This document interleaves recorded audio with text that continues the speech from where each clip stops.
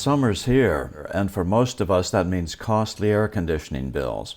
That's why I keep a portable AC on my desk. It's small enough so that I can move it between my desk and my bedroom, and it uses a USB port for power. I can't recommend this air conditioner enough, and that's why they're giving my audience 50% off on their own mini AC. Go to www.easysummercool.com or click the link in the description box below for more info. Good morning. I'm still reporting on the coup. Just how incapable the Democrats are of running the country and how chaotic the thinking is on their side of the aisle became grudgingly obvious when the moratorium on evictions was allowed to expire. The Republicans had nothing to do with that. Speaker Nancy Pelosi has a habit, much like Uncle Joe Biden, of saying things that don't make any sense. Allowing this eviction moratorium to expire is proof that her thought processes are as jumbled as her speech. The CDC eviction moratorium expired Saturday, July 31st. On Friday, July 30th, and for Democrats that might be listening, that would be 1 day or 24 hours before the moratorium expired, the Democrats on Capitol Hill were running around like chickens with their heads cut off, saying that somebody had to do something.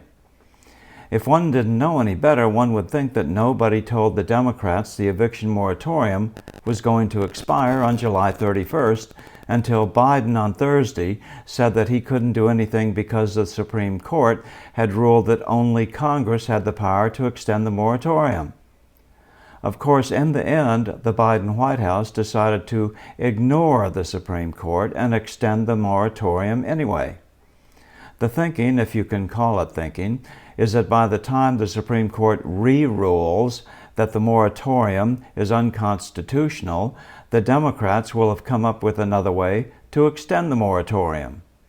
But the Supreme Court made the decision back in June, and the House Democrats didn't consider taking any action to extend the moratorium until July 30th, which for a legislative body with the slimmest of majorities is like remembering to get your garbage cans to the street for Monday morning pickup on Tuesday. The House Democrats have admittedly been distracted by important things like forcing through a $3.5 trillion infrastructure bill that has little to do with infrastructure and a lot to do with handing out more money to their friends, relatives, and supporters, and also taking over the election process in the country. Congress is so well run that it makes sense to let them make all the decisions about how they will re-elect themselves, right? The other small problem with having Congress take over elections is that it, too, is unconstitutional.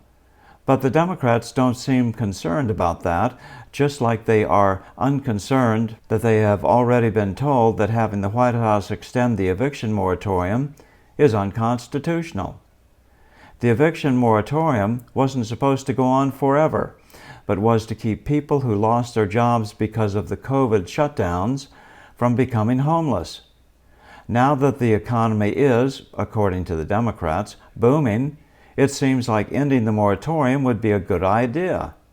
But the Democrats on Capitol Hill act like the idea that renters should have to pay rent is an obscene infringement on their rights. So the Democrats have already allocated billions of dollars to pay the rent for everybody in the country who doesn't feel like paying their own rent.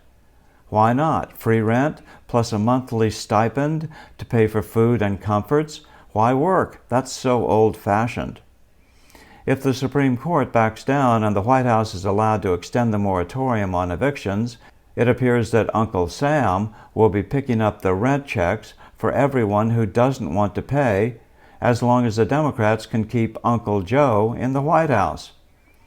Maybe the best move would be for the Democrats to cut to the chase and make the moratorium on evictions permanent. But that would be an obvious political issue, wouldn't it?